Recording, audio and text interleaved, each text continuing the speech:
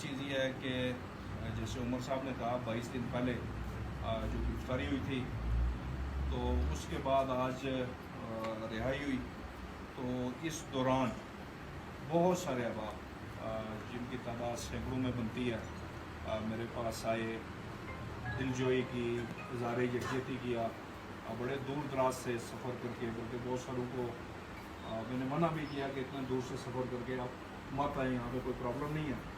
تو جو بھی برا جن کے جذبات تھے سب کا میں فردر شکریہ ادا کرتا ہوں۔ لسٹ اتنی زیادہ لمبی ہے کہ اس کو صرف تحریر میں لایا جا سکتا ہے، کہیں گفتگو میں اس کو بیان نہیں کیا جا سکتا اس سارے اس میں۔